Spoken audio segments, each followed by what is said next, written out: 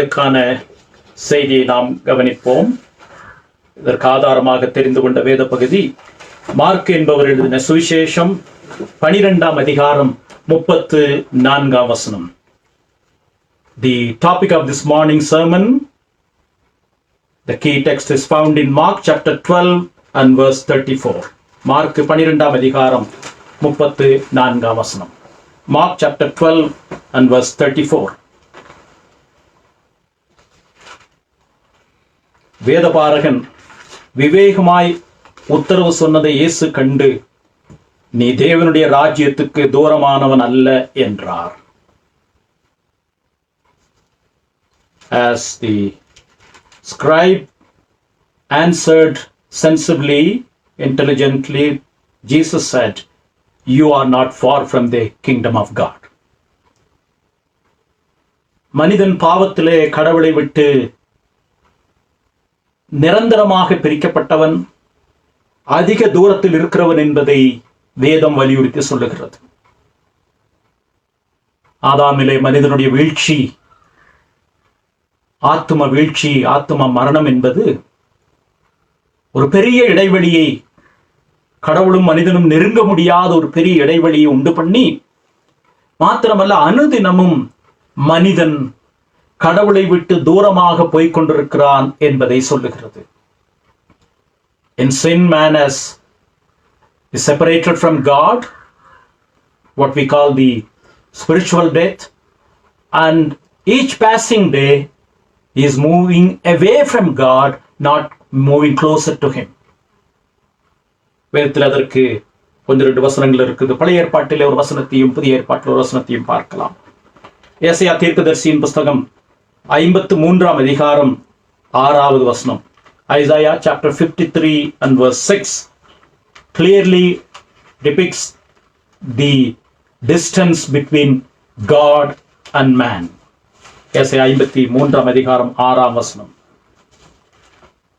நாம் எல்லாரும் ஆடுகளைப் போல வழி தப்பி திரிந்து அவன் தன் வழியிலே போனோம். Like sheep that's going astray, we, each one of us, are moving away from God, drifting from His presence almost on a daily basis. எபேசியர் 2ஆம் அதிகாரம் 13வது வசனம். Ephesians chapter 2 and verse 13. எபேசியர் 2ஆம் அதிகாரம் 13வது வசனம். பவுல் எபேசு திருச்சபையை பார்த்து சொன்னார், ரட்சிக்கப்படுவதற்கு முன்பதாக அவர்கள் எப்படிப்பட்ட நிலைமையில் இருந்தார்கள் என்று சொல்லுகிறார். எபேசியர் 2:13. முன்னே தூரமாயிருந்த நீங்கள், 12ஆம் வசனத்திலே, அக்காலத்திலே கிறிஸ்துவை சேராதவர்களும் இஸ்ரவேலுடைய காணியாட்சிக்கு புறம்பானவர்களும் வாக்குத்தத்தத்தின் உடன்படிக்கைகளுக்கு அந்நியரும் நம்பிக்கை இல்லாதவர்களும் இவ்வுலகத்தில் தேவனற்றவர்களுமாய் இருந்தீர்கள் என்று நினைத்துக் கொள்ளுங்கள். You were far away once. You were without inheritance, without hope, without even God, and you never approached or came nigh unto Christ. இது மனிதனுடைய அடையாளமாக இருக்கிறது. மனிதனே அதை சொல்லி இருக்கிறான். இது பழைய ஏற்பாட்டிலும் புதிய ஏற்பாட்டிலும் பார்த்தோம். சங்கீதங்களிலே கடவுள் எங்களுக்கு தூரமாய் இருக்கிறார் என்று சொல்லக்கூடிய அனுபவங்களை மனிதன் சொல்லி வைத்திருக்கிறான். There are instances in the scriptures wherein on behalf of human race, psalmist has said, uttered these words, that you are far away from us, your presence is nowhere near to us. சங்கீதம் 35ஆம் சங்கீதம் 22ஆம் வசனம். கர்த்தாவே, நீர் இதை கண்டீர், மௌனமாயிராதேயும், ஆண்டவரே எனக்கு தூரமாகாதேயும். Here is an expression that we read in Psalm 35:22. Don't be far away from us, O God. 38ஆம் சங்கீதம் 21வது வசனம். Psalm 38 and verse 21. கர்த்தாவே, என்னை கைவிடாதிரும், என் தேவனே எனக்கு தூரமாயிராதேயும். Do not forsake me, O God, and do not be far away. சங்கீதம் 71:12. Psalm 71:12. தேவனே எனக்கு தூரமாயிராதேயும். சங்கீதம் 71:12. Psalm 71. இப்படி வேதத்திலே பல சூழ்நிலைகளில், பல அனுபவங்களில் கடவுளுக்கும் மனிதனுக்கும் இடையிலான இடைவெளி இவ்வளவு பெரியதாய் இருக்கும் பொழுது, இப்படிப்பட்ட ஒரு நெருங்க முடியாத இடைவெளி இருக்கும் போது, அனுதினமும் கடவுளை விட்டு மனிதன் தூரமாக நித்திய ஆக்கினியை நோக்கி, நித்திய அழிவை நோக்கி போய்கொண்டிருக்கும் போது, ஒரு மனிதனை பார்த்து ஆண்டவர் சொன்னார், நீ தேவனுடைய ராஜ்யத்திற்கு தூரமானவன் அல்ல என்று சொன்னாரே. எப்படி இயேசு கிறிஸ்து அதை சொல்ல முடியும்? அந்த மனிதன் யார்? அவனிடத்தில் இயேசு கிறிஸ்து இந்த வார்த்தையை சொன்னதற்கு முகாந்திரம் என்ன? இந்த காலையிலே கிறிஸ்துவுக்குள் பிரியமானவர்களே, பரிசுத்த ஆவியானுடைய ஒத்தாசையை கொண்டு இந்த சத்தியத்தை கேட்கிறவருடைய உள்ளங்களிலே யார் யார் இயேசு கிறிஸ்து அந்த குறிப்பிட்ட நாளில் அந்த குறிப்பிட்ட வேதபாரகனிடத்திலே நீ தேவனுடைய ராஜ்யத்திற்கு தூரமானவன் அல்ல, ஆனால் இன்னும் நீ தேவனுடைய ராஜ்யத்திற்கு உள்ளாக வரவில்லை, அருகிலே இருக்கிறாய், உள்ளே வரவில்லை என்று சொன்ன அந்த வார்த்தையை இந்த காலை செய்தியை கேட்கிறவர்களுடைய யாராவது உள்ளங்களிலே பரிசுத்த ஆவியானவர் கிரியை செய்தால் அது ஆசீர்வாதமாயிருக்கும் என்று நான் நம்புகிறேன். ஒரு கதவை எடுத்துக்கொள்ளுங்கள். ஒரு மழையிலே மழை அடிக்கும் போது ஒரு மனிதன் தூரத்திலிருந்து வருகிறார், மழையிலே நனைந்து வருகிறார். ஒரு வீட்டை பார்க்கிறார், அந்த ஒரு அறையை பார்க்கிறார், அதிலே கதவு இருக்கிறது. அந்த கதவு பூட்டப்பட்டிருக்கும் போது எவ்வளவு தூரம் அவர் பிரயாணம் பண்ணி வந்தாலும் கதவுக்கு அருகிலே வந்து உள்ளே வராவிட்டால் நாம் என்ன சொல்லுகிறோம்? வெளியே நிற்கிறார் என்று சொல்லுவோம். கதவனுடைய அகலம் ஒரு 2 இன்ச் 3 இன்ச் சொல்லி வைத்துக் கொள்ளுங்கள். இந்த பக்கத்தில் இருக்கிறவரை அந்த பக்கத்தில் இருக்கிறவரை பார்த்து வெளியே இருக்கிறீர்கள் என்று கேட்போம், இந்த பக்கத்தில் இருக்கிறவர்கள் உள்ளே இருக்கிறார்கள் என்று சொல்லுவோம். கதவுக்கு அருகிலே வந்து விட்டார்கள், ஆனால் கதவுக்கு உள்ளாக வராதவர்களை நாம் என்ன சொல்லுவோம்? அந்த வார்த்தை உள்ளே வெளியே என்கிற வார்த்தையை பயன்படுத்துகிறோம். Here is a case where a man maybe drenched in the rain, he has approached a door and he couldn't enter in. The distance could be just the differences separating 2 inches. But yet we say the words that we describe is important. Why are you standing outside? Come in. It's not a lengthy, long distance we are talking about. It's not miles that we are talking about. It's just an inch. But about that man we say, about that woman we say, why are you standing outside? Why don't you come in? No good to come all the way miles walking, yet coming into the door. பல மைல்கள் தூரம் நடந்து வந்தாலும் கதவுக்கு அருகிலே நின்று கொண்டிருந்தாலும் கதவு என்று சொல்லும் போது 1 இன்ச் 2 இன்ச் தான் இடைவெளி இருக்கிறது.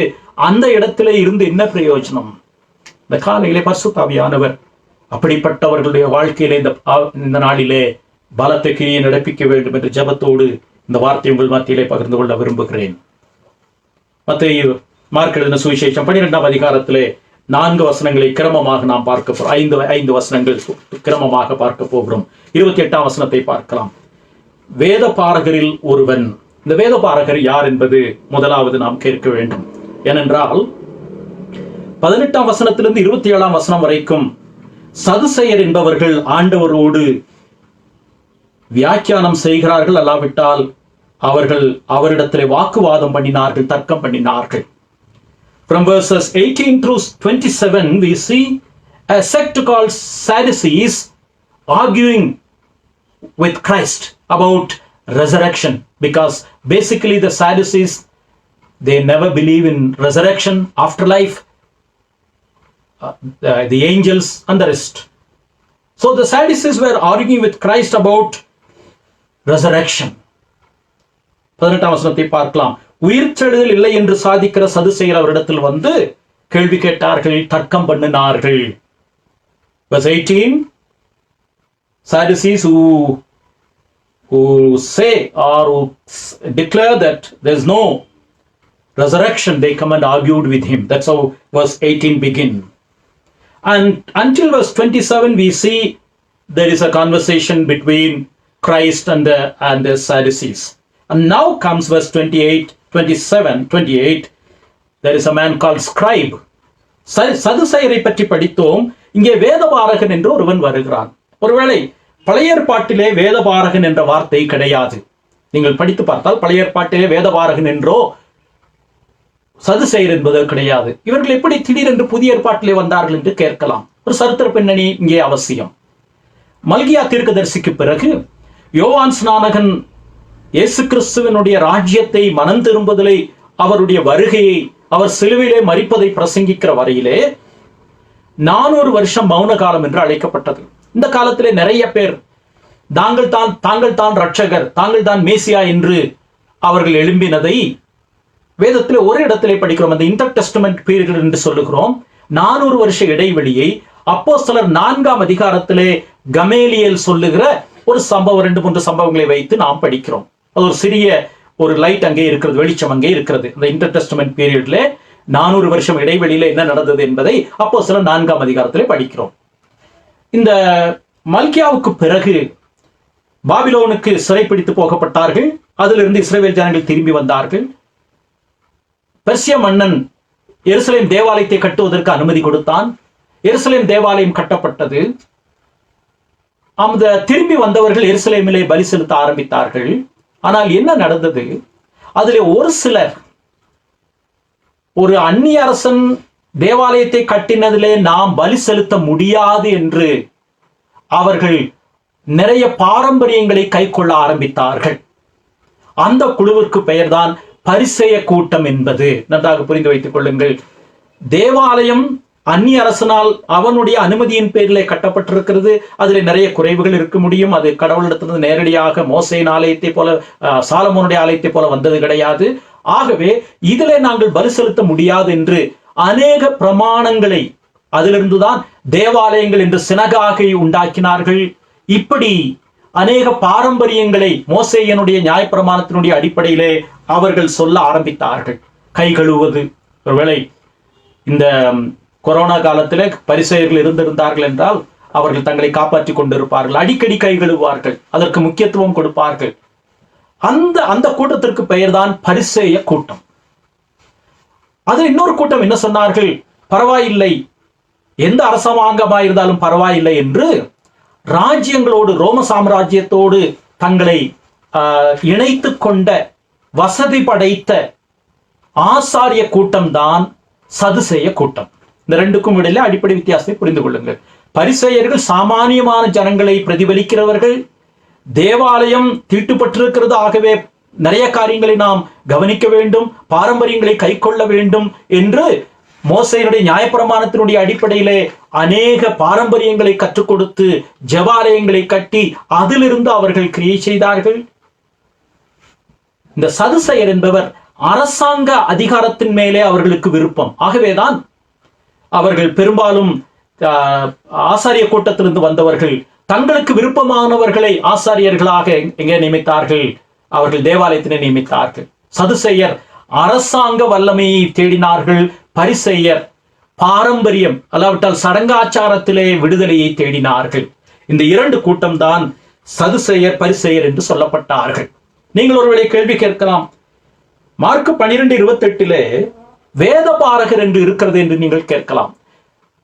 பரிசேயர்கள் தான் வேதபாரகர்கள் என்று அழைக்கப்பட்ட, ஒரு சிலர் வேதபாரகர் என்று அழைக்கப்பட்டார்கள். அதாவது பரிசேய கூட்டத்திலே வேதத்தை வியாக்கியானம் பண்ணக்கூடிய, குறிப்பாக மோசேயினுடைய நியாயப்பிரமாணத்தை வியாக்கியானம் பண்ணக்கூடியவர்கள் தான் சதுசேயர்கள் என்று வேதபாரகர் என்று அழைக்கப்பட்டார்கள். சதுசேயர் அரசாங்கத்தை சார்ந்தவர்கள். அந்த ஆசாரிய கூட்டத்திலே அவர்கள் வல்லமையாக இருந்தவர்கள். பரிசேயர்கள் எளிமையான ஜனங்கள், ஆனால் அவர்கள் பாரம்பரியங்களை, சடங்காச்சாரங்களை வகைப்படுத்தினவர்கள். மோசேயினுடைய பிரமாணங்களுக்கு முக்கியத்துவம் கொடுத்தவர்கள்.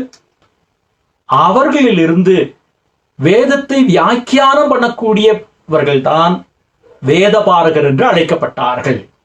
ஒரு வேதபாரகன் என்று சொன்னால் பரிசேய கூட்டத்திலிருந்து வருகிறவன். நீங்கள் வேதத்தில் பல பரிசேயர்களை படித்திருப்பீர்கள். பின்னாலே பவுலை பற்றி படிக்கிறோம். பவுலும் பரிசேயன் தான். அதே போல நிக்கதேமு ஒரு பரிசேயன். இப்படி இந்த பரிசேயர்கள் வேதத்தை போதிக்கிறவர்கள். ரபா என்று சொல்லுகிறார்களே, ரபி என்று சொல்லக்கூடியவர்களாக இருந்தவர்கள். அவர்கள் 13 வயதிலே இந்த ரபி போதக ட்ரைனிங்க்கு போவார்கள், பயிற்சிக்கு போவார்கள்.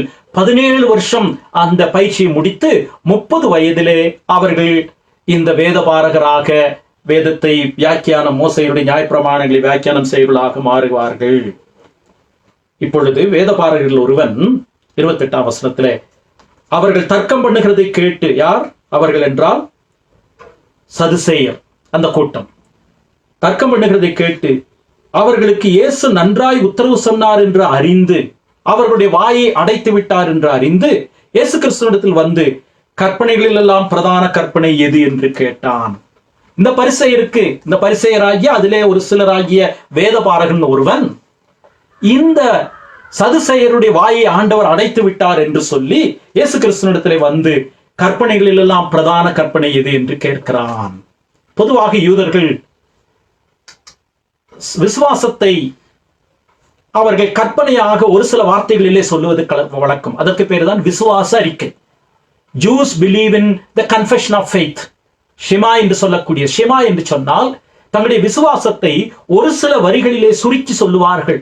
இன்றைக்கு சபைகளுக்கு விசுவாச அறிக்கைகள் அவசியம். நிறைய சபைகளில் அப்படிப்பட்ட விசுவாச அறிக்கைகள் கிடையாது.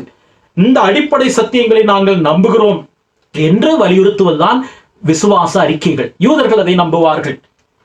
Jews believe in the summary of the doctrines, the vital doctrines, what they call Shema, which means the essence of doctrine that we believe. So that's how this scribe asking the Lord, which is the most important commandment, which is the most important commandment that we need to understand.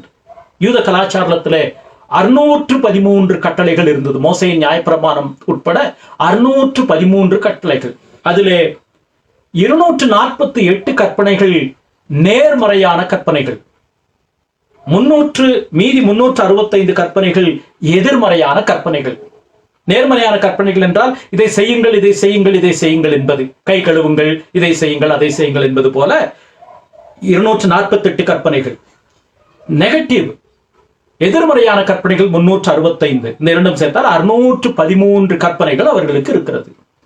There are out of the 613 commandments besides the 10 commandments, 248 are positive commandments and 315, the remaining 365 are negative commandments.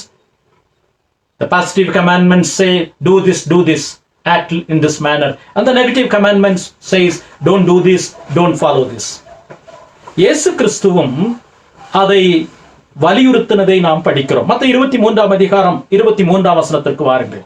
Even Christ himself recognized that there exists the positive and the negative commandments, and the important ones and the lesser important ones, the heavy laws and the light laws. Matthew 23:23. இயேசு கிறிஸ்துவும் இப்படி சில முக்கியமான கற்பனைகள் இருக்கிறது என்பதை வலியுறுத்தினதை நாம் பார்க்கிறோம். மாயக்காரராகிய வேதபாரகரே பரிசேயரே உங்களுக்கு ஐயோ. இங்கே வேதபாரகரே பரிசேயர் என்பதை அந்த கூட்டத்தை ஆண்டவர் சொல்லுகிறார். இங்கே சதுசேயர் வரவில்லை. உங்களுக்கு ஐயோ, நீங்கள் ஒர்த்தலாமிலும் வெந்தயத்திலும் சீரகத்திலும் தசமபாகம் செலுத்தி நியாயப்பிரமாணத்தில் கற்பித்திருக்கிற விசேஷித்தவைகளாகிய அந்த வார்த்தையை கவனியுங்கள். You are not following which are important, which are prime importance. நீங்கள் விசேஷித்தவைகளாகிய நீதியையும் இரக்கத்தையும் விசுவாசத்தையும் விட்டு விட்டீர்கள். இவைகளையும் செய்ய வேண்டும், அவைகளையும் விடாதிருக்க வேண்டும். You have to follow both the heavy laws and the lighter laws. The heavy laws are binding on the people of God at all times, the heavy laws. The lesser light laws, it is less bounding. It can be followed in one sense. But the heavy laws, the important one, the key ones are to be followed by people at all times. This is the situation, this is the background in which the scribe asked Christ, which is the most vitally important commandment. தேவனாகிய கர்த்தர் ஒருவரே கர்த்தர். இந்த Shema என்பதை, இந்த வேத வசனத்தை நாம் பழைய ஏற்பாட்டிலே உபாகமம் 6ஆம் அதிகாரத்திலே படிக்கிறோம். உபாகமம் 6ஆம் அதிகாரம் 4ஆம் வசனத்திலே படிக்கிறோம். 29ஆம் வசனத்தில் ஆண்டவர் சொல்லுகிறார், கற்பனைகள் எல்லாம் பிரதான கற்பனை எது என்றால், இஸ்ரவேலே கேள், நம்முடைய தேவனாகிய கர்த்தர் ஒருவரே கர்த்தர். உன் தேவனாகிய கர்த்தரிடத்தில் முழு இதயத்தோடும், உன் முழு ஆத்மாவோடும், உன் முழு மனதோடும், உன் முழு பலத்தோடும் அன்பு கூர்வாயாக என்பதே. உபாகமம் 6ஆம் அதிகாரம் 4ஆம் வசனத்திலிருந்து 6ஆம் வசனம் வரைக்கும் இந்த விசுவாச அறிக்கை இருக்கிறது. இஸ்ரவேலே கேள், உன் தேவனாகிய கர்த்தர் ஒருவரே கர்த்தர். Listen, O Israel, hear, O Israel, your God, Lord, is one Lord. ஏன் ஆண்டவர் இஸ்ரவேல் ஜனங்களுக்கு அதை சொன்னார் என்றால், எகிப்திலே பல தேவர்கள் இருந்தார்கள். பல வழிபாடுகள் இருந்தது. எகிப்தின் அடிமைத்தனத்தில் இருந்து தேவன் இஸ்ரவேல் ஜனங்களை மீட்கும் போது, விடுதலையாக்கும் போது சொல்லுகிறார், எகிப்தின் ஜனங்களை நீங்கள் பின்பற்றாதபடிக்கு அவர்களுடைய வழிபாடுகள் ஆகிய பல தெய்வங்கள், பல உருவங்கள், பல அடிப்படைகளை நீங்கள் பின்பற்றாமல் நானே கர்த்தர், என்னை இல்லாமல் ஒருவரும் இல்லை என்று சொல்லக்கூடிய ஆணித்தரமான அறைகூவலை தேவன் அவர்களுக்கு கொடுத்திருக்கிறார். Why God had to tell that I am your God, the Lord one God? Because Egypt, from where they were brought out, had many gods, diversity of gods, the pluralistic approach of God. In the midst of such environment, God has bidden Israelites to declare and acknowledge that I am your God, I am your Lord, one God. That is the implication that we see. கிறிஸ்துவுக்குள் பிரியமானவர்களே, இந்த ஆணித்தரமான உண்மையை நாம் விளங்கிக் கொள்ள வேண்டும். இன்றைக்கு ஏன் நாம் கடவுளை விட்டு அதிக தூரம் போய்கொண்டிருக்கிறோம் என்றால், இன்றைக்கு நம்ம கலாச்சாரத்தை பார்க்கிறோம். இன்றைக்கு எல்லாரோடும் மற்றவர்களோடும் சமாதானமாய் இருக்க வேண்டும், ஒற்றுமையாய் இருக்க வேண்டும் என்று சொல்லுகிறோம். வேதம் சொல்லுகிற சமாதானத்தை தவிர இந்த உலகத்தினுடைய சமாதானத்திற்குள்ளாக நாம் போவதற்கு வேதத்திலே நமக்கு அடிப்படை கிடையாது. ஆகவே நம்மை சுற்றிலும் இருக்கக்கூடியவர்கள், நம்மோடு கூட வசிக்கிறவர்கள், அவர்களுடைய பின்னணியிலே நாம் கடவுளை தேட முயற்சி செய்யும் போது நாம் கடவுளை விட்டு தூரமாக இருந்து கொண்டிருக்கிறோம் என்பது அர்த்தமாகிறது. ஆகவே இஸ்ரவேல் ஜனங்கள் அவர்கள் பல்வேறு தெய்வங்கள் மத்தியிலே வாழ்ந்து கொண்டிருந்தபடியினால் அவர் எகிப்திலிருந்து நான் உங்களை அழைத்த தேவன் என்று சொல்லி அதனுடைய அடிப்படையிலே ஆண்டவர் சொல்லுகிறதை நாம் பார்க்கிறோம்.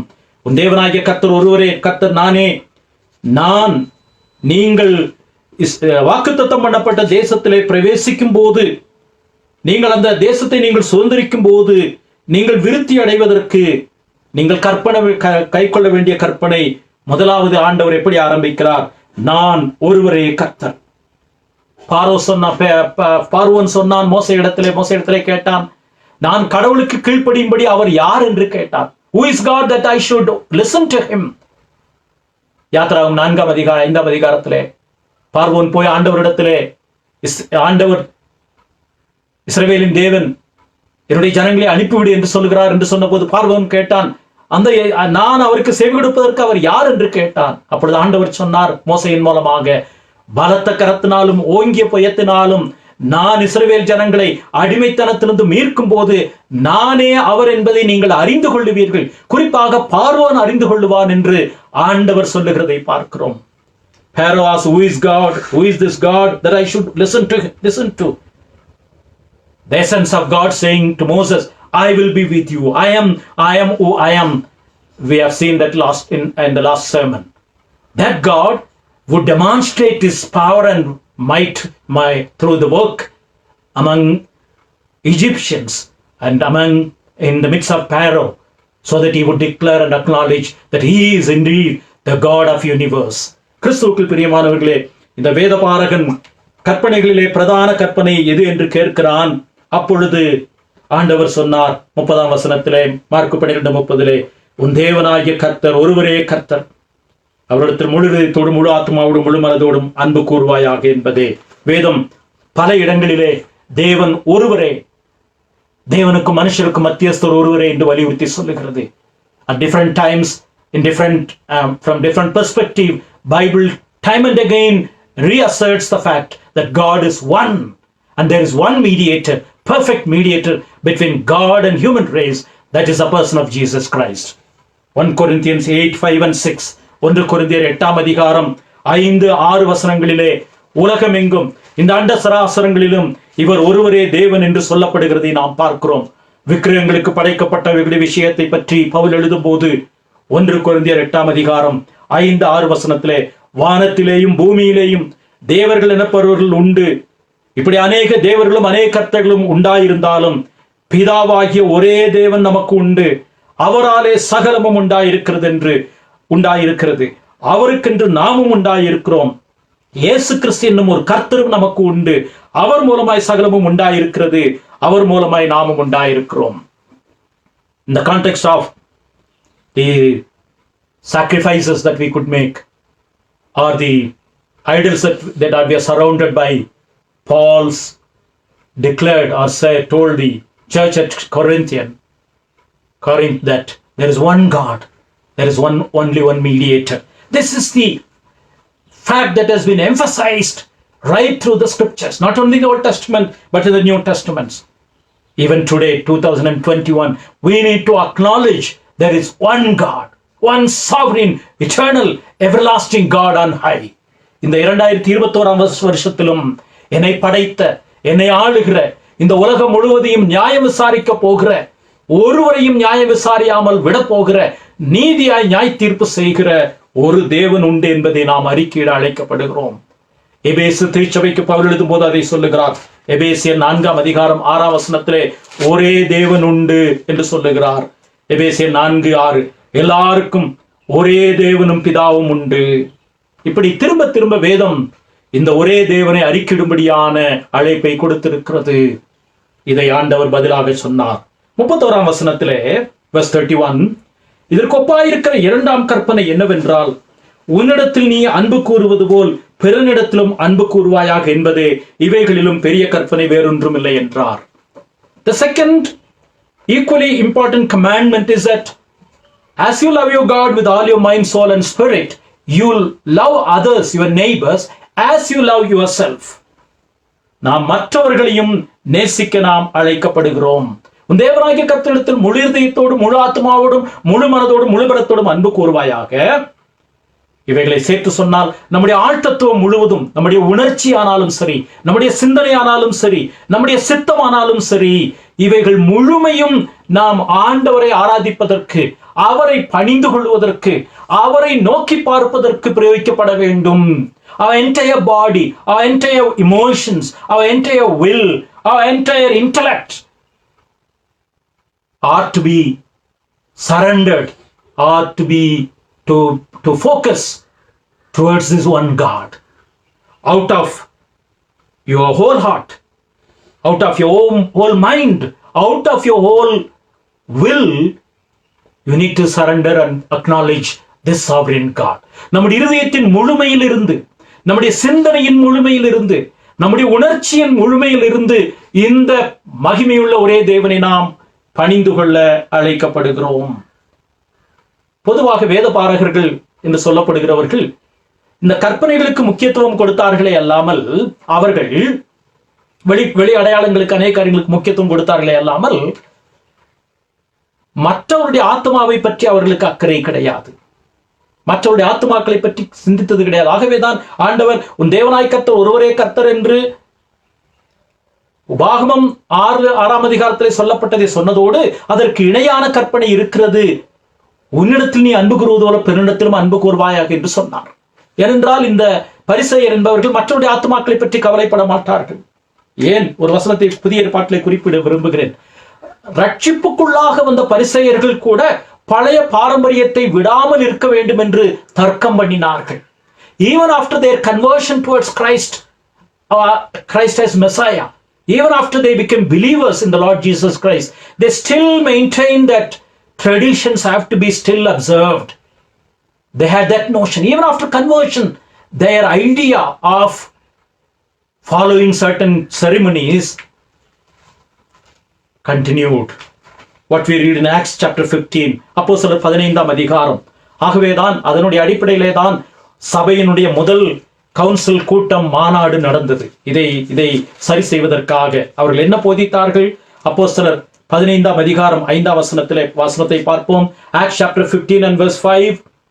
This is about Pharisees who turned to Christ, who became believers.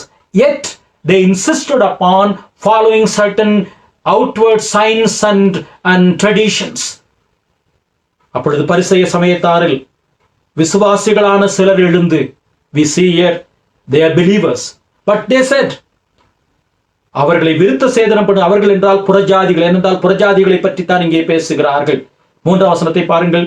அந்தபடி அவர்கள் சபையாரால் வழிவிட்டு அனுப்பப்பட்டு பெனிக்கே சபாயா நாடுகளும் வெளியாய் போய் புரதேசியார் புறஜாதியார் மனம் திரும்பின செய்தி அறிவித்து சகோதரர் எல்லாருக்கும் மிகுந்த சந்தோஷத்தை உண்டாக்கினார்கள். அவர்களை பற்றித்தான் இந்த பரிசேய சமயத்தாரிலிருந்து விசுவாசிகளான சிலர் எழுந்து அவர்கள் மனம் திரும்பினது இருக்கட்டும், அவர்களை விருத்த சேதனம் பண்ணுகிறதும் மோசேயின் நியாயப்பிரமாணத்தை கை கொள்ளும்படி அவர்களுக்கு கற்பிப்பதும் அவசியம் என்றார்கள்.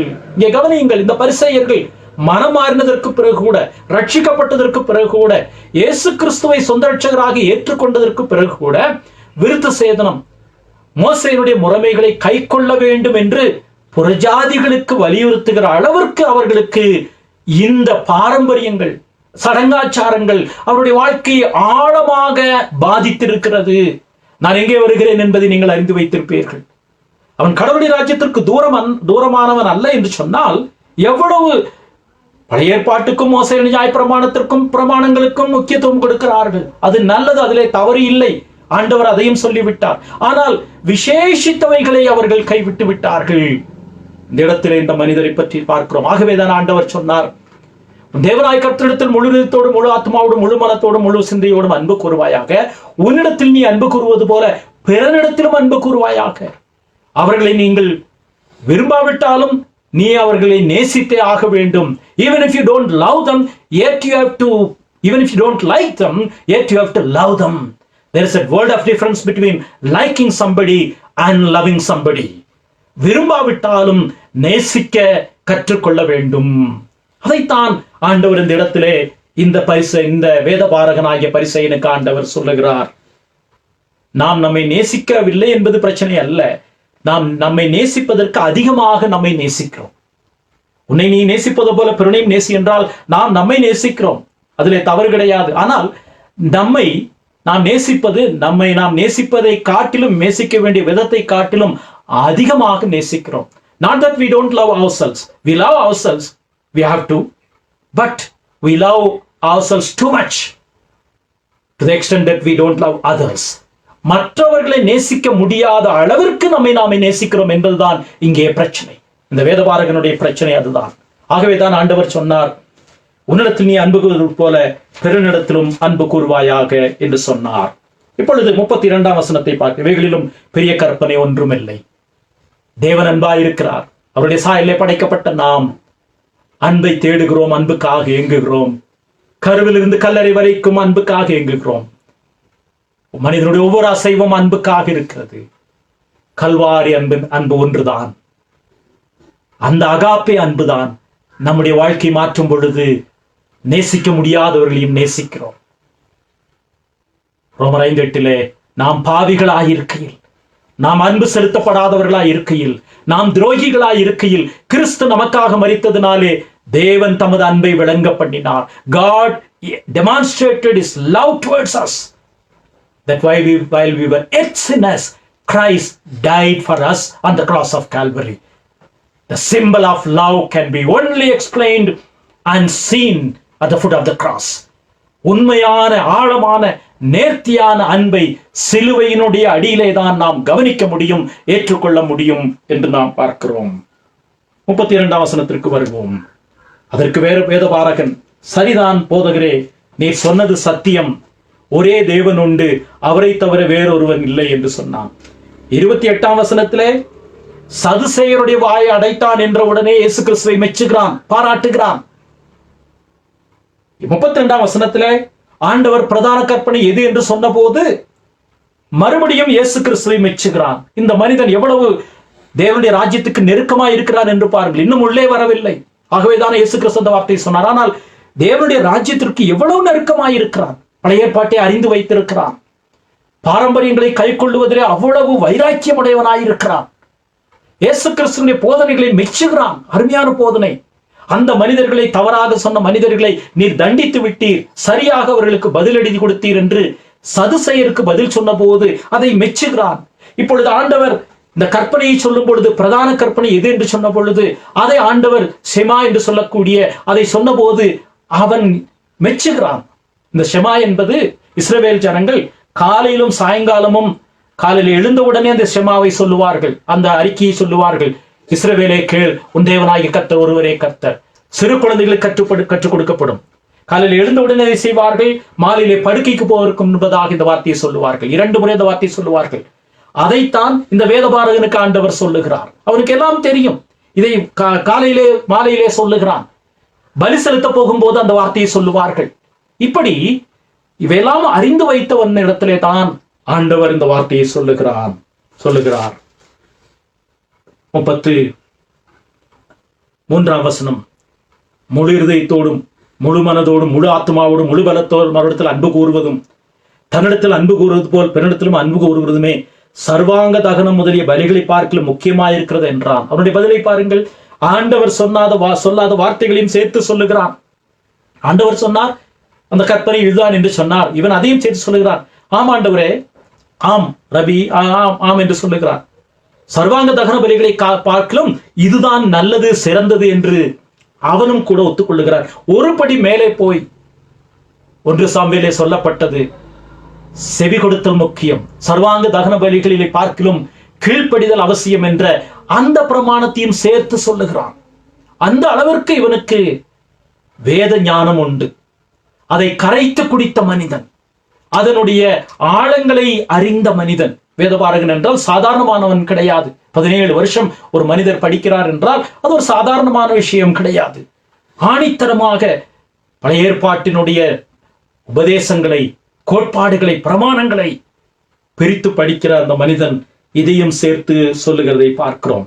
இந்த பின்னணியிலே தான் ஆண்டவராக இயேசு கிறிஸ்து சொன்னார் 34ஆம் வசனத்திலே, அவன் அந்த பரிசேயனாகிய வேதபாரகன் விவேகமாய் உத்தரவு சொன்னதை இயேசு கண்டு, நீ தேவனுடைய ராஜ்யத்திற்கு தூரமானவன் அல்ல என்றார்.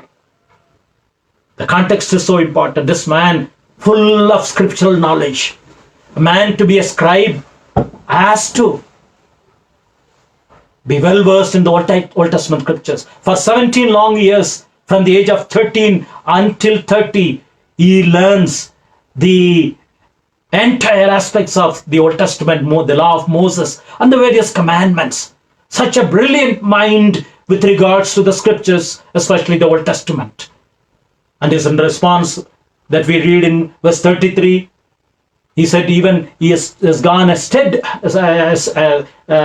step ahead of Christ to say, not only we need to love God with all our minds and soul and bodies, and love others as ourselves, also to obey and listen to God rather than sacrifices. It is better to listen than to offer sacrifices. He has gone even to the extent of saying beyond what Christ has said. Such a knowledgeable person in the Old Testament. And to him the Lord said, you are not far from the kingdom of God. 34ஆம் வசனத்திலே அவன் விவேகமாய் உத்தரவு சொன்னதை, அவனுடைய விவேகம் என்பது அவனுடைய மனது எவ்வளவு நேர்த்தியாக இருக்கிறது. His mind is so preoccupied, so full of knowledge. It is preoccupied, it is full of knowledge. ஆண்டவர் ஏதாவது ஒன்று சொன்னால் உடனடியாக அதற்கு பதில் சொல்லுகிறான். ஆண்டவர் சதுசேயரை வாயடைத்த பொழுது உடனடியாக சரி என்று சொல்லுகிறான். ஆண்டவர் இந்த 2 பிரமாணங்களை சொன்ன பொழுது சரிதான் ஆண்டவரே, சரியான உபதேசம் என்று சொல்லுகிறான். விவேகமாய் உத்தரவு சொன்னான். He was full of intellectual acumen. He was full of preoccupied with the affairs. அந்த விவேகமாய் அவன் உத்தரவு சொன்னதை கேட்ட பொழுது ஆண்டவராகிய இயேசு கிறிஸ்து அவனை பார்த்து சொன்னார், நீ தேவனுடைய ராஜ்யத்துக்கு தூரமானவன் அல்ல. இந்த இடத்திலே இந்த சதுசேயரை இந்த பரிசேயரை பொறுத்தளவிலே, வேதபாரகரை பொறுத்தளவிலே பரலோகம் நரகம் உண்டு என்பதை நம்பினவர்கள். இந்த மனிதன் பரலோகம் இருக்கிறது என்று நம்பினவன், நரகம் உண்டு என்பதை நம்பினவன். சதுசேயர் அப்படி கிடையாது. நாம் எங்கே படிக்கிறோம்? மார்க் 12ஆம் அதிகாரம் 18ஆம் வசனத்திலே, உயிர்த்தெழுதல் இல்லை என்று சாதிக்கிற சதுசேயர். அவர்கள் இந்த உலக வாழ்க்கைக்கு பிறகு இருக்கிற வாழ்க்கையை நம்பாதவர்கள் சதுசேயர். இந்த பரிசேயனாகிய வேதபாரகனோ நரகம் இருக்கிறது என்று நம்பினவன், மோட்சம் இருக்கிறது என்று நம்பினவன், இன்னும் சொல்ல போனால் தேவனுடைய நியாய தீர்ப்பை நம்பினவன். He is a man described from the paristerical order. He is unlike these Sadducees who don't believe in the existence of afterlife, hell and heaven. This man strongly believed that there is a hell and there is a heaven, that God is a judge. Such a conviction he had as from the Pharisee background.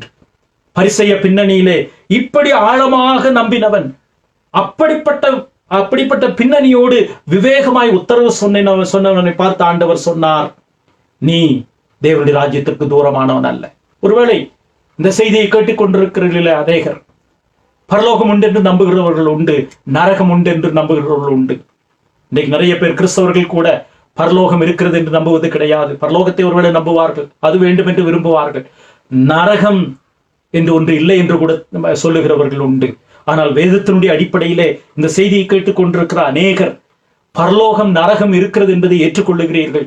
மாத்திரமல்ல, நான் பரலோகத்திற்கு போக வேண்டும் என்றும் வாஞ்சிக்கிறவர்களும் இந்த செய்தியை கேட்பவர்களே இருப்பீர்கள். Not only you acknowledge and state that there is a hell and heaven, but in many cases there are people who don't believe in the existence of hell and heaven afterlife. But those of you who listen to this morning sermon, you may believe with your mind, with your intellectual acumen, that there is a hell, there is a judgment, there is a heaven. Maybe that is the case. But Jesus told him, you are not yet in the kingdom of God, inside the kingdom of God. அந்த மனிதனை பார்த்து தான் ஆண்டவர் சொன்னார், நீ இன்னும் தேவனுடைய ராஜ்யத்திற்குள் வந்து விடவில்லை, நீ அருகிலே இருக்கிறாய் என்று சொன்னார். இந்த சத்தியத்தை நீங்கள் உள்வாங்கிக் கொள்வீர்கள் என்று நம்புகிறேன். பழைய ஏற்பாட்டை அறிந்து வைத்திருந்த மனிதன், முதலாவது நியாய தீர்ப்பை நம்பினவன், பரலோகம் நரகம் உண்டு என்று நம்பினவன். இரண்டாவது பழைய ஏற்பாட்டினுடைய பிரமாணங்களை கை அறிந்தவர்கள். அவன் சொன்னது எல்லாமே பழைய ஏற்பாட்டினுடைய பிரமாணங்களை அவன் ஏற்றுக்கொண்டான். ஆனால் அவனை பார்த்த ஆண்டவர் சொன்னார், நீ இன்னும் தேவனுடைய ராஜ்யத்திற்குள் வரவில்லை. ஒரு இங்கிலாந்திலே, ஸ்காட்லாந்திலே சில வீடுகளில் இப்படிப்பட்ட ஜபம் ஏறெடுக்கும். திருநெல்வேலியிலே சில சமயத்தில் இப்படிப்பட்ட ஜபங்களை ஏறெடுப்பார்கள் என்று சொல்லுவார்கள். நான் யூத் ஃபார் கிரைஸ்ட்ல இருக்கும்போது இந்த வார்த்தைகளை சொல்லுவார்கள். ஒரு அடி இறக்கும் ஆண்டவரே என்று ஜெபிப்பார்கள். ரட்சிக்கப்படாத தங்களுடைய பெற்றோர்கள், சகோதர சகோதரிகள், பிள்ளைகள், குடும்பத்தாருக்காக ஜெபிக்கும் போது ஒரு அடி இறக்கும் ஆண்டவரே, ஒரு அடி இறக்கும் ஆண்டவரே என்று ஜெபிப்பார்கள். ஒரு அடி என்பது என்ன? அவருடைய தலையிலே எல்லாம் இருக்கிறது. வேத அறிவு அவர்களுக்கு இருக்கிறது. வேத பிரமாணங்களை மனப்பாடமாக சொல்லுவார்கள். யாராவது கேள்வி கேட்டால் பதில் சொல்லுவதற்கு ஆயத்தமாயிருப்பார்கள். அவர்களுக்கு சந்தேகம் இருந்தால் சொல்லுவதற்கும் ஆயத்தமாயிருப்பார்கள். எந்த இடத்திலே வேத வசனம் இருக்கிறது என்று கூட சொல்லுவார்கள். இந்த இடத்திலே இந்த வசனம், இந்த அதிகாரம் என்று கூட சொல்லுவார்கள். அந்த அளவிற்கு இந்த பரிசேயனை போல, வேத பாரகனாகிய பரிசேயனை போல வேத வசனங்கள், பிரமாணங்கள், வேத வசனத்தினுடைய சாரம்சங்கள் ஒருவேளை மனதிலே ஆழமாக பதிந்திருக்க முடியும். ஆனாலும் இந்த மனிதனுடைய விவேகத்தன்மையை பார்த்து தான் ஆண்டவர் சொன்னார், நீ தேவனுடைய ராஜ்யத்திற்கு தூரமானவன் அல்ல என்ற போதிலும் இன்னும் நீ தேவனுடைய ராஜ்யத்திற்குள்ளாக வரவில்லை. Maybe those who hear the sermon this morning, you may be intellectually sound with regards to scriptures, that the place where certain scriptures are referred to. Maybe certain aspects of scriptures you are well versed and familiar with. But that was a similar situation that the scribe was in. He was intellectually sound with regards to scriptures and various aspects. But Jesus told him, to that man declared unto him that you are not in as yet. இன்னும் நீ தேவனுடைய ராஜ்யத்திற்குள்ளாக வரவில்லை, அருகிலே வந்திருக்கிறாய், மிகவும் நெருக்கமாக இருக்கிறாய், கதவுக்கு அருகிலே நிற்கிறாய், ஆனால் கதவுக்குள்ளாக இன்னும் நீ வரவில்லை என்பதை ஆண்டவர் அறிக்கையிடுகிறார். இந்த இடத்திலே நாம் கவனிக்க வேண்டிய ஒரு அம்சம் இருக்கிறது. இயேசு கிறிஸ்து ஒருவர் தான், அல்லது திரியேக தேவன் தான். நாம் தேவனுடைய ராஜ்யத்திற்கு உள்ளாக இருக்கிறோமா, இன்னும் வெளியே நிற்கிறோமா என்று தீர்மானிக்க முடியும். நீங்கள் தீர்மானிக்க முடியாது, நான் தீர்மானிக்க முடியாது. Only Christ or the triune God can determine and tell our hearts whether we are outside of the kingdom of God or inside the kingdom of God. You cannot say, you cannot determine, I cannot determine, but the Spirit of God can tell us whether we are outside of the kingdom of God or inside of the kingdom of God. ஆகவேதான் இயேசு கிறிஸ்து அழுத்தமாக சொன்னார், நீ தேவனுடைய ராஜ்யத்திற்கு நெருக்கமாக இருக்கிறையே தவிர தேவனுடைய ராஜ்யத்திற்கு உள்ளாக இன்னும் வரவில்லை என்று சொல்லி இயேசு கிறிஸ்து சொன்னார். அவர்தான் அதை சொல்லுவதற்கு அதிகாரம் படைத்தவர். Only Christ has the authority to say and declare whether someone is inside the kingdom of God or far away, or to sadly say closer to the door, at the doorstep. இந்த காலையில் செய்தியை கேட்கிறவர்களே அநேகர், நீங்கள் ஒருவேளை கடவுளை விட்டு தூரமாக தினந்தோறும் போய் கொண்டில்லாமல் இருக்கலாம். ஆனாலும் இந்த வேதபாரகனுடைய வாழ்க்கையிலிருந்து நாம் பார்க்கிற சில அம்சங்கள் உங்களுடைய வாழ்க்கையில் இருக்கும் போது, நியாய தீர்ப்பை நம்பி, பரலோகம் நரகம் இருக்கிறது என்பதை நம்பி, பழைய ஏற்பாட்டு பிரமாணங்களை, வேத பிரமாணங்களை அறிந்து வைத்திருக்கிறதுனாலே நீங்கள் தேவனுடைய ராஜ்யத்திற்குள்ளாக இருக்கிறீர்கள் என்று நீங்கள் நினைத்துக் கொண்டிருந்தால், பரிசுத்த ஆவியினுடைய ஒத்தாசையை கொண்டு இந்த காலையிலே நீங்கள் சிந்திப்பது அவசியமாயிருக்கிறது. This is vital. Through the enablement of the Holy Spirit, that you need to search your hearts to find out whether you are inside the kingdom of God or you are outside of it. This is so vital for your lives. மற்ற எல்லா காரியங்களை விட தேவன் தீர்மானிக்கக்கூடிய, தேவன் மாத்திரமே தீர்மானிக்கக்கூடிய, தேவன் தம்முடைய ஆவியானவரை கொண்டு நம்முடைய உள்ளங்களிலே அதை அழுத்தமாக சொல்லக்கூடிய இந்த தீர்மானத்தை, இந்த ஒரு தெளிவை இந்த காலையிலே பெறுவது மிக மிக அவசியமாய் இருக்கிறது. தேவனுடைய ராஜ்யத்திற்கு தூரமானவன் அல்ல. தேவனுடைய ராஜ்யத்தை பற்றி 1-2 காரியங்களை பார்த்து நாம் முடிக்கலாம். வேதத்திலே மத்தேயு, மார்க்கு, லூக்கா, யோவான் சுவிசேஷங்களிலே தேவனுடைய ராஜ்யத்தை பற்றி அநேக இடங்களிலே சொல்லப்பட்டிருக்கிறது. சபை என்பது தேவனுடைய ராஜ்யம் அல்ல. சபை என்பது தேவனுடைய ராஜ்யத்தினுடைய ஒரு பிரதிபலிப்பு என்பது உண்மைதான். ஆனால் சபைக்கு வருவதனாலே மாத்திரம் தேவனுடைய ராஜ்யத்திற்குள்ளாக நாங்கள் வந்துவிட்டோம் என்று சொன்னால், தயவு செய்து உங்களை நீங்களே வஞ்சித்துக் கொள்ளாதிருங்கள். Do not deceive yourself by simply stating that because we are in the church, we are active in the church, we are part and parcel of the church, that we are in the kingdom of God. Kingdom of God, church as the element of kingdom of God in one sense, but kingdom of God is much more than what we design, what we describe a church. தேவனுடைய ராஜ்யம் என்பது சபை மாத்திரம் கிடையாது.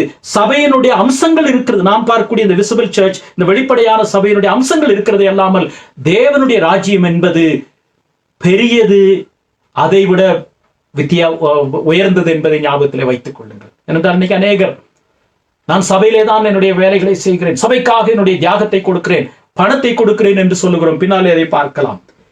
Kingdom is not church. Church is visible expression of God's kingdom, but kingdom is repentance. மனம் திரும்புங்கள், தேவனுடைய ராஜ்யம் சமீபத்திருக்கிறது. Do you understand? Do you follow me? Repentance, repent, for the kingdom of God is at hand. Kingdom value, kingdom begins with repentance, and you become part of the church and you enter into the eternal kingdom. ஆனால் இன்றைக்கு சபையிலே நான் ஈடுபடுவதனாலே, ஞானஸ்நானம் எடுத்ததினாலே, சபையிலே ஞானஸ்நானம் எடுத்ததினாலே, சபை சொல்லுகிற சில வார்த்தைகளை நான் செய்வதனாலே, ஒருவேளை இன்றைக்கு நேரடியாக சில காரியங்களை பேச விரும்புகிறேன். இன்றைக்கு யாராவது பார்த்தால் வணக்கம் போடுகிறார்கள், தோத்திரம் சொல்லுகிறார்கள். இன்றைக்கு பிரைஸ் தி லார்ட் என்கிற வார்த்தை இலவசமாய் போய்விட்டது. அதிலே தவறு கிடையாது, நான் அதை தவறு என்று சொல்லவில்லை. ஆனால் அந்த வார்த்தையை சொல்லிவிட்டதனால் மாத்திரமே நான் மனம் திரும்பினவன், நான் ஆண்டவருடைய பிள்ளை என்று நீங்கள் தீர்மானித்துக் கொண்டால் நீங்கள் ஆபத்திலே இருக்கிறீர்கள். These days the word praise the Lord is used loosely.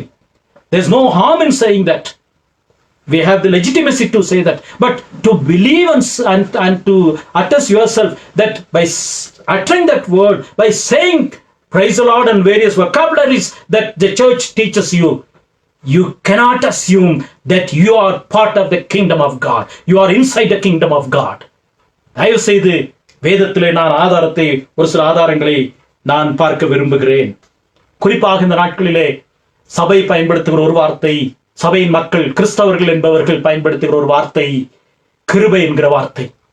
There are many who inside the church, so-called Christians, use the word grace. The moment you ask them how are you, they say by God's grace we are good. By God's grace we have received this. By God's grace. They use the word grace quite often.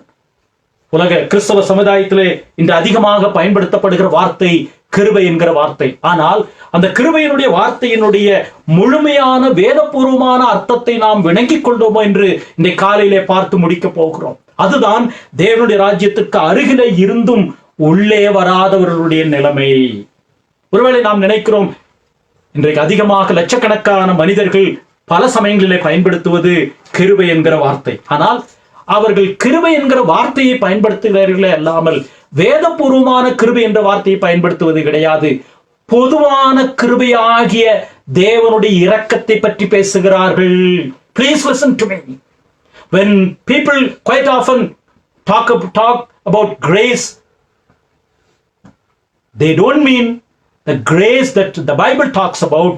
They mean the common grace that we have studied sometime in our earlier lessons, one of the lessons. The common grace, the mercy of God that is showered upon any person upon this face of the earth. பொதுவான கிருபை என்பது ஏற்கனவே அந்த பாடம் படித்திருக்கிறோம். எல்லா மனிதர்கள் மேலும் தேவன் பாராட்டுகிற இரக்கத்தை, தயவை அவர்கள் குறிப்பிடுகிறார்கள். நல்லோர் மேலும் தீயோர் மேலும் ஆண்டவர் சூரியனை உதிக்க பண்ணுகிறார். நல்லோர் மேலும் தீயோர் மேலும் மழையை உதிக்க பண்ணுகிறார். மத்தேயு 5:45. இந்த உலகத்திலே ஆகாரத்தை எல்லாருக்கும் தேவன் கொடுக்கிறார். அவரை மதிக்காதவர்களுக்கு கூட கொடுக்கிறார். கடவுள் இல்லை என்று சொல்லுகிறவர்களுக்கு கூட சுவாசத்தையும் ஆகாரத்தையும் கொடுக்கிறார். ஆகவே அது பொதுவான கிருபை அல்லாமல் இன்றைக்கு நிறைய கிறிஸ்தவர்கள், அதாவது தேவனுடைய ராஜ்யத்துக்கு மிக நெருக்கமாய் வந்து விட்டவர்கள், இன்னும் உள்ளே வராதவர்கள் பயன்படுத்துகிற அந்த வார்த்தை கிருபை என்கிற வார்த்தை தானே தவிர அதனுடைய ஆழம், அதனுடைய உண்மை வேதம் சொல்லுகிற அந்த கிருபையினுடைய தன்மை அல்ல. பொதுவான கிருபையாகிய தேவனுடைய தயவு, நன்மை, பாதுகாப்பு, இவைகளை பற்றி தான் பேசுகிறார்கள். ஆண்டவர் என்னை இந்த கொரோனாவிலிருந்து பாதுகாத்தார், உண்மைதான். ஆண்டவரை விசுவாசியாதவர்களும் கொரோனா நோயிலிருந்து பாதுகாக்கப்பட்டிருக்கிறார்கள். ஆண்டவர் எனக்கு ஆகாரத்தை கொடுத்திருக்கிறார். ஆண்டவர் எவ்வளவு கிருபை உள்ளவர், ஆண்டவர் எனக்கு ஆகாரம் கொடுத்திருக்கிறார், உண்மைதான். அதுவும் பொதுவான கிருபை. ஆண்டவரை தேடாதவர்களுக்கும் ஆண்டவர் ஆகாரம் கொடுத்து கொண்டு வருகிறார். புறா குஞ்சுகளுக்கு ஆகாரத்தை கொடுக்கிறார். கடவுள் இல்லை என்று சொல்லுகிறவர்களுக்கு ஆகாரம் கொடுக்கிறார். கடவுள் இல்லை என்று சொல்லுகிற தேசங்கள் தான் செல்வ செழிப்புகளா இன்றைக்கு இருக்கிறது. கடவுளே இல்லை என்று சொல்லுகிற மேற்கத்திய நாடுகள் முன்னேறி இருக்கிறது. எண்ணெய் வளங்களிலே முன்னேறி இருக்கிறது, பொருளாதாரத்திலே முன்னேறி இருக்கிறது. ஆகவே அருமையான சகோதர சகோதரிகளே, இன்றைக்கு நிறைய பேர் கடவுளுடைய கிருபை என்று சொல்லும் போது பொதுவான வார்த்தையை பயன்படுத்துகிறார்கள். தயவு செய்து என்னோடு கூட இந்த ஒரு வேத பகுதிக்கு திருப்பிக் கொள்ளுங்கள். லூக்கா 18ஆம் அதிகாரத்திற்கு திருப்பிக் கொள்ளுங்கள். லூக்கா 18ஆம் அதிகாரத்தில் இந்த இரண்டு மனிதர் தேவாலயத்திற்கு போகிறார்கள் ஜெபிக்கும்படியாக. 2 மனுஷர் ஜெபம் பண்ணும்படி போனார்கள். லூக்கா 18:10. ஒருவன் பரிசேயன், இங்கே மறுபடியும் பரிசேயனை பற்றி படிக்கிறோம். மற்றவன் ஆயக்காரன். பரிசேயன் நின்று, தேவனே, நான் பரிகாரர், அநியாயக்காரர், விபசாரக்காரர் ஆகிய மற்ற மனுஷரை போலவும் இந்த ஆயக்காரனை போலவும் இராதபடினால் உம்மை ஸ்தோத்தரிக்கிறேன். வாரத்தில் 2 தடவை உபவாசிக்கிறேன். பொதுவான கிருபை. நல்லா கவனியுங்கள், பொதுவான கிருபை. ஒருவேளை அவன் உபவாசிப்பதிலே உண்மையா இருக்கலாம். என் சம்பாத்தியத்தில் எல்லாம் தசமபாகம் செலுத்தி வருகிறேன் என்று தனக்குள்ளே ஜெபம் பண்ணினான். அதுவும் பொதுவான கிருபை. இன்றைக்கு நிறைய பேர் கடவுளுக்கு என்று கொடுக்கிறார்கள், தசமபாகம் கொடுக்கிறார்கள், அதற்கு மேலும் கொடுக்கிறார்கள், ஏழைகளுக்கு செய்கிறார்கள், உதவி செய்கிறார்கள். தவறு கிடையாது. ஏனென்றால் இதே பரிசேயர்களை பற்றி வேதம் என்ன சொல்லுகிறது? மத்தேயு 23ஆம் அதிகாரத்திலே அவர்கள் ஜெபம் பண்ணும்போது எப்படி செய்வார்கள்? வீதிகளிலே நின்று ஜெபம் பண்ணுவார்கள். மத்தேயு 23ஆம் அதிகாரத்திலே பரிசேயரை பற்றி ஆண்டவர் ஐயோ ஐயோ என்று நிறைய வார்த்தைகளை பயன்படுத்துகிறார். அவர்கள் என்ன செய்கிறார்கள்? அவர்கள் வெள்ளையடிக்கப்பட்ட கல்லறைகளாய் வெளியே நின்று ஜெபம் பண்ணுகிறார்கள். 6ஆம் வசனம், மத்தேயு 23:6-7 விருந்துகளில் முதன்மையான இடங்களையும் ஜெப ஆலயங்களிலும் முதன்மையான ஆசனங்களையும் விரும்புகிறார்கள். அவர்கள் என்ன செய்கிறார்கள்? சந்தை வெளிகளில் வந்தனங்களை ஏற்றுக்கொள்ளுகிறார்கள். 14ஆம் வசனம், மத்தேயு 23:14. மாயக்காரராகிய வேதபாரகரே, பரிசேயரே, மறுபடியும் பரிசேயர் இங்கே வருகிறார்கள். உங்களுக்கு ஐயோ, பார்வைக்கு நீண்ட ஜெபம் பண்ணி விதவைகளின் வீடுகளை பட்சிக்கிறீர்கள். இவர்கள் எல்லாம் இதை செய்கிறார்கள். 23ஆம் வசனத்தை பாருங்கள். மறுபடியும் 23ஆம் வசனம், மத்தேயு 23:23. மாயக்காரராகிய வேதபாரகரே, பரிசேயரே, உங்களுக்கு ஐயோ, நீங்கள் ஒர்த்தலாமிலும் வெந்தயத்திலும் சீரகத்திலும் தசமபாகம் செலுத்துகிறார்கள். தசமபாகத்திலே அவர்கள் வைராக்கியமாக இருக்கிறார்கள். இது பொதுவான கிருபை. இதைத்தான் காமன் கிரேஸ் என்று சொல்லுகிறோம். இதை கடவுள் இல்லாதவர்கள் கூட நிறைய பேர் சபைகளுக்கு கொடுக்கிறதை பார்க்கிறோம். என்னுடைய சார்பாக, என்னுடைய குடும்பத்தின் சார்பாக நாங்கள் சபைக்கு மணி வெட்டி கொடுக்கிறோம், பெஞ்ச் வாங்கி போட்டு தருகிறோம், சிலுவையை நன்றாக அழகாக வடிவமைத்து கொடுக்கிறோம் என்று சொல்லுகிறார்கள். இதிலே தவறு கிடையாது. அதையும் நாம் சபையினுடைய கோட்பாடு அடிப்படையில் தான் செயல்படுத்த வேண்டும். இது பொதுவான கிருபை. இந்த பரிசேயன் அப்படித்தான் ஜெபிக்கிறான். லூக்கா 18ஆம் அதிகாரத்திலே, நான் இந்த மனிதனை போல இல்லை, விபச்சாரக்காரன் கிடையாது, வேசித்தனக்காரன் கிடையாது. ஒருவேளை அப்படி அவன் இருந்திருக்க வாய்ப்பு உண்டு, அதிலே நாம் குறை சொல்லவில்லை. There may be instances that our people are not like others who are adulterers or criminals or those who do violent things. Maybe they are better off. But that is due to the common grace, the mercy, the benevolence of God in the general sense. This man is talking about the common grace that God has provided with. லூக்கா 18 அதிகாரத்தில் அடுத்த மனிதனை பார்க்கிறோம். 13 வசனத்தை பார்க்கலாம். ஆயக்காரன் தூரத்திலே நின்று தன் கண்களை வானத்துக்கு எடுக்க துணியாமல் தன் மார்பிலே அடித்துக்கொண்டு, அந்த வார்த்தையை கவனியுங்கள், தேவனே பாவியாகி என் மேல் கிருபையாயிரும் என்றான்.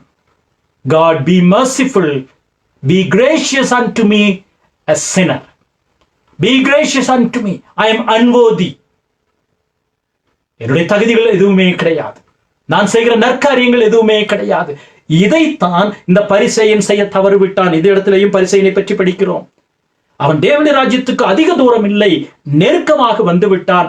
ஆனாலும் அவன் இன்னும் உள்ளே வரவில்லை. காரணம், கிருபையினுடைய வாசகத்தை பயன்படுத்துகிறான், கிருபையினுடைய ஆழத்தை அவன் புரிந்து கொள்ளவில்லை. கிறிஸ்துவுக்கு பிரியமானவர்கள், தசமபாகம் கொடுக்கலாம். இன்றைக்கும் நிறைய பேர் சபை சொல்லுகிறபடி தசமபாகம் கொடுக்கிறீர்கள், பாட்டு பாடுகிறீர்கள், உற்சாகமாக எதையோ செய்கிறீர்கள். இதை வைத்துக் கொண்டு நான் தேவனுடைய ராஜ்யத்திற்குள்ளாக இருக்கிறேன் என்று நீங்கள் தீர்மானித்தால் கடைசி நாளில் வஞ்சிக்கப்படுவீர்கள். பரிசுத்த ஆவியானவர் உங்கள் உள்ளங்களிலே கிரியை செய்வாராக. Just because you assume that you are giving tithes, you are giving alms, and you are active in the church, and you are doing so much for the church and the society, we cannot assume that we are in the kingdom of God, because this Pharisee, this scribe, is much more in that aspect. He is much better to us compared to us. But to him Christ said, you are not yet inside the kingdom of God. வேதத்திலே கிருபை, உண்மையான கிருபையினுடைய ஆழத்தை 4 வகைகளிலே சொல்லிருக்கிற அந்த வார்த்தையை மாத்திரம் சொல்லி முடிக்கலாம். Grace has 4 operations. கிருபை 4 விதங்களிலே செயல்படுகிறது. இன்றைக்கு நாம் பொதுவான கிருபையை பேசிக்கொண்டு நாம் தேவனுடைய ராஜ்யத்துக்கு உள்ளாக இருக்கிறோம் என்று நினைக்கிறோம். அல்ல. பொதுவான கிருபை ஆண்டவரை ஏற்றுக்கொள்ளாதவர்களுக்கும் உண்டு, கடவுளை இல்லை என்று சொல்வர்களுக்கும் உண்டு. தேவனுடைய கிருபையினுடைய ஆழம் வேதத்திலே சொல்லப்பட்டிருக்கிறதை பார்க்கலாம். The fourfold operations of grace in its true essence. முதலாவது, grace is a grace of forgiving act. கிருபை என்பது மன்னிக்கும் தன்மை உடையது. கடவுள் நம்மை இலவசமாய் மன்னித்திருக்கிறார். லூக்கா 18 அதிகாரம் 13-14 வசனத்தில் 14 வசனத்தில் சொல்லப்பட்டிருக்கிறது. லூக்கா 18:13 அவன் சொல்லுகிறான், ஆயக்காரன் சொல்லுகிறான், தேவனே பாவியாகி என் மேல் கிருபையாயிரும் என்று சொல்லுகிறான். இயேசு கிறிஸ்து சொன்னார், அவன் அல்ல, பரிசேயன் அல்ல, இவனே நீதிமானாக்கப்பட்டவனாய் திரும்பி போனான். Grace sanctifying him, grace forgiving him and making him a righteous person. கிருபை என்பது மன்னிப்பினுடைய அடையாளம். கிருபையினாலே விசுவாசத்தை கொண்டு ரட்சிக்கப்பட்டீர்கள், இது உங்களால் உண்டானதல்ல, இது தேவனுடைய ஈவு. உண்மையான கிருபை என்பது தேவனுடைய ராஜ்யத்திற்கு உள்ளாக வந்தவர்களுடைய அடையாளம். கிருபைதான் அந்த கிருபை மன்னிக்கும் அடையாளம், மன்னிப்பை பெற்ற அடையாளம், மற்றவர்களை மன்னிக்கிற அடையாளம். Grace, the first operation of grace is the forgiving act. God through Christ forgiving us on the basis of the finished work of Calvary. கிறிஸ்து நமக்காக சிலுவிலே நிறைவேற்றினதை விசுவாசித்து மனம் திரும்புவதும் தான் கிருபையினுடைய வாசனம். இந்த செய்தியை கேட்டுக்கொண்டிருக்கும் உங்கள் எத்தனை பேர் அந்த விசுவாச நிச்சயத்தை பெற்றவர்கள்? என்னுடைய தகுதி, நான் செய்வது, எனக்கு இருக்கக்கூடிய அறிவு, வேத அறிவு, இவைகளை வைத்து நாம் தேவனுடைய பிள்ளைகள் என்று சொல்ல முடியாது, தேவனுடைய ராஜ்யத்திற்குள்ளாக இருக்கிறோம் என்று சொல்ல முடியாது. Forgiving act of God expressed in as grace. இரண்டாவது, கிருபை என்பது கடவுளுடைய பிரசன்னத்தை பற்றி சொல்லுகிறது. Grace in operation through his presence wherever we are, in whichever situation we are in. Grace is God's presence.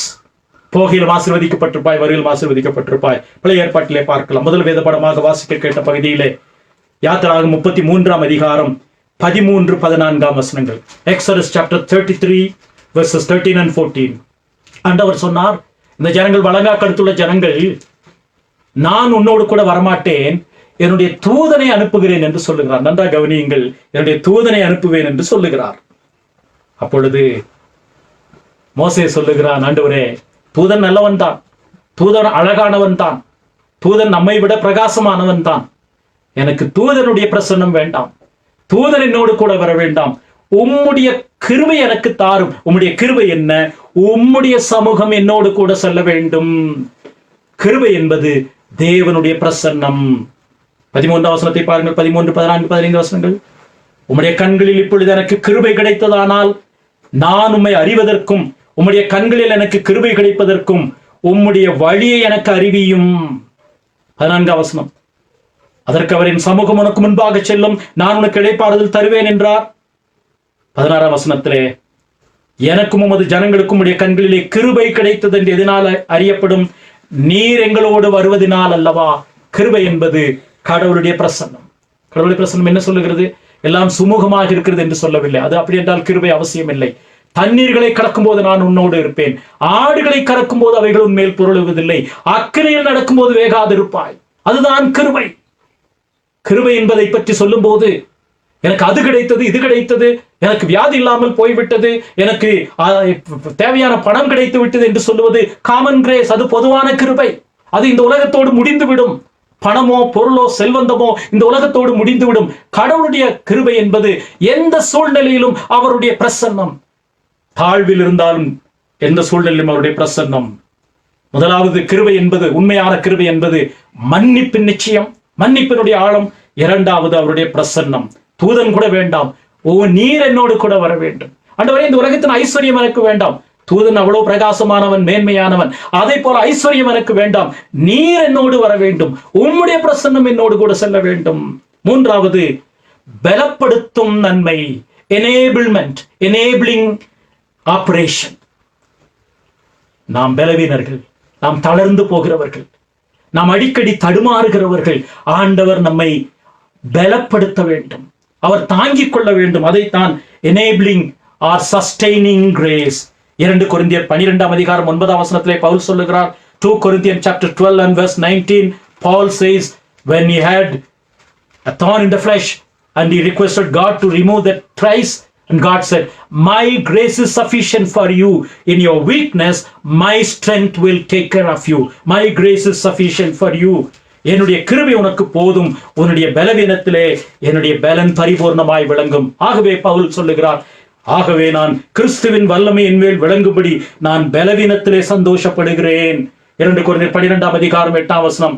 அந்த முள் என்னை விட்டு நீங்கும்படி நான் 3 தரம் கர்த்தரிடத்தில் வேண்டிக் கொண்டேன். அதற்கு அவர், என் கிருபை உனக்கு போதும், பலவீனத்திலே என் பலன் பரிபூர்ணமாய் விளங்கும் என்றார். ஆகையால் கிறிஸ்துவின் வல்லமை என் மேல் தங்கும்படி என் பலவீனங்களை குறித்து நான் மிகவும் சந்தோஷப்படுகிறேன்.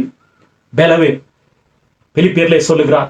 சிறையில் இருந்து அந்த கடிதத்தை எழுதுகிறார். முக்கியமானது பிலிப்பியர் நிருபம், சிறையில் இருந்து கடிதம். அதிலும் சொல்லுகிறார், வாழ்ந்திருக்கும் எனக்கு தெரியும், தாழ்ந்திருக்கும் எனக்கு தெரியும், மனரம்யமாயிருக்க கற்றுக்கொண்டேன், அது கடவுளுடைய கிருபை. இன்றைய காலையிலே தேவனுடைய ராஜ்யத்திற்கு வெளியே இருக்கிறவர்களுக்கும் தேவனுடைய ராஜ்யத்திற்கு உள்ளவர்களுக்கும் வித்தியாசம். ஆண்டவருடைய கிருபை எந்த சூழ்நிலையிலும் எனக்கு போதுமானது. தாழ்ந்திருக்கும் எனக்கு தெரியும், வாழ்ந்திருக்கும் எனக்கு தெரியும், இதுதான் வேண்டும் என்று கேட்பது அல்ல கிருபை. எந்த சூழ்நிலையிலும் ஆண்டவர் எனக்கு போதுமானவர் என்று சொல்லுவது. சிறையில் இருந்து பவுல் அந்த கடிதத்தை எழுதுகிறார். வாழ்ந்திருக்கும் எனக்கு தெரியும், தாழ்ந்திருக்கும் எனக்கு தெரியும். கடைசியாக கிருபை என்பது நம்முடைய ஓட்டத்தை நிறைவேற்றக்கூடிய இரக்கம். The completion, the act of completion, the operation of completing our race. நம்முடைய ஜீவிய ஓட்டத்தை முழுமையாக நிறைவேற்றுவது கடவுளுடைய கிருபை. இன்னைக்கு நிறைய பேர் ஆரம்பித்தவர்கள் சரியாக முடிக்கவில்லை. ஆனால் இயேசு கிறிஸ்துவை சொந்த இரட்சகராக ஏற்றுக்கொண்டவர்கள் நிறைவிற்குள்ளாக நாம் வருகிறோம். கிருபை என்பது நம்முடைய ஓட்டத்தை முடிப்பதற்கு, நம்முடைய ஜீவியத்தை, விசுவாசத்தை காத்துக் கொள்வதற்கான அதைத்தான் கிருபை என்று சொல்லுகிறோம். 1 கொரிந்தியர் 15 அதிகாரம் 10 வசனம். ஆகிலும் நான் இருக்கிறது தேவ கிருபையினாலே இருக்கிறேன். பவுல் சொல்லுகிறார், I am what I am. Last week we have seen I am who I am. This week Paul is saying I am what I am because of his grace. I am sustaining my faith. I am marching on in my faith because of who he is and his wonderful grace. Completion of our faith. 1 கொரிந்தியர் 6 அதிகாரம் 20-21 வசனத்திலேயும் பவுல் அதை சொல்லுகிறார். கிருபை என்பது forgiving act, presence, the operation of his presence, The operation of his enablement, his energy strengthening act, and the operation of completing our race that God in Christ has set upon. கிறிஸ்துவுக்குள் பிரியமானவர்களே, இந்த பரிசேயன் தான் பவுல். அந்த வேதபாரகன் இருந்தானே, அதே வேதபாரகன் தான் பவுல். பவுல் சொன்னார், நான் கிறிஸ்துவை அறிவதற்காக, எபிரேயிலே பிறந்த எபிரேயன், குற்றம் சாட்டப்படாதவன், பென்யமின் கோத்திரத்தான், நியாயப்பிரமாணத்தை கரைத்து குடித்தவன், இவைகள் எல்லாவற்றையும் கிறிஸ்து இயேசுவுக்காக நஷ்டம் என்று விட்டேன், குப்பையுமாக எண்ணுகிறேன் அவரை அறிவதற்காக. இதைத்தான் வேதவசனம் சொல்லுகிறது. கிறிஸ்துவுக்குள் பிரியமானவர்களே, யாரை பார்த்து இந்த வார்த்தை சொன்னார்? பரிசேயன். அந்த பரிசேயன் எப்படிப்பட்டவன்? வேதத்தை கரைத்து குடித்தவன், தசமபாகம் கொடுத்தவன், வேதத்தினுடைய மகத்துவங்களை அறிந்தவன், ஜெபம் பண்ணினவன். ஆனாலும் தேவன் அவனை பார்த்து சொன்னார், நீ இன்னும் கிறிஸ்துவின் ராஜ்யத்திற்கு வரவில்லை, இன்னும் உள்ளே வரவில்லை. ஏனென்றால் அவன் பொதுவான கிருபைகளை பற்றி சொல்லுகிறான். பொதுவான கிருபை எல்லாருக்கும் உள்ளது. தேவனுடைய கிருபை என்பது மன்னிப்பு, அவருடைய பிரசன்னம். இந்த சூழ்நிலையும் அவருடைய பிரசன்னம், அவர் நம்மை பலப்படுத்துகிற சூழ்நிலை, அதை ஏற்றுக்கொள்ளக்கூடிய விசுவாசம். என்னுடைய ஓட்டத்தை தேவன் முடிக்க செய்வார் என்ற விசுவாசம். இதைத்தான் வேதவசனம் சொல்லுகிறது. கர்த்தரை கண்டடையத்தக்க சமயத்தில் அவரை தேடுங்கள், அவர் சமீபமாயிருக்கையில் அவரை நோக்கி கூப்பிடுங்கள். கடைசி நாளில் அநேகர் வந்து என்ன சொல்லுவார்கள்? ஆண்டவரே, உம்முடைய நாமத்தினாலே தீர்க்க தரிசனம் உரைத்தோம், பிசாசுகளை துரத்தினோம். ஆண்டவர் சொல்லுவார், ஒரு காலம் உங்களை அறியவில்லை. பொதுவான கிருபை, காமன் கிரேஸ். உம்முடைய நாமத்தினாலே தீர்க்க தரிசனம் உரைத்தோம், பாட்டு பாடினோம், இதையெல்லாம் செய்தோம், ஒரு காலம் உங்களை அறியேன், என்னை விட்டு அகன்று போங்கள் என்று அவர்களை பார்த்த ஆண்டவர் சொல்லுவார். இந்த காலையில் இந்த செய்தியை கேட்டவர்களிலே இன்னும் பொதுவான கிருபையை, கடவுளுடைய விசேஷமான மகத்துவம் உள்ள நித்திய கிருபை என்று விசுவாசித்து நீங்கள் ஓரடி வெளியே நிற்க வேண்டாம். நீங்கள் தேவனுடைய ராஜ்யத்திற்கு தூரமானவர்கள் அல்ல, நெருக்கமாய் இருக்கிறீர்கள். ஆனால் இன்னும் உள்ளே வரவில்லை. கிறிஸ்து உங்களை அழைக்கிறார், அவர்தான் தீர்மானிக்க முடியும். வேதவசனம் அந்த அதிகாரம் முடிகிறது மார்க் 12:35. அதற்கு பிறகு ஒருவனும் ஒரு காரியத்தை குறித்தும் அவரிடத்தில் கேட்க துணியவில்லை. No one dared to ask him any more question, because that settles the matter. You are not in as yet, you are closer, but you have to come in. இந்த காலையிலே இப்படிப்பட்ட ஜீவனுள்ள விசுவாசத்தை பெற தேவன் தாமே கிருபை செய்வாராக. ஆமென்.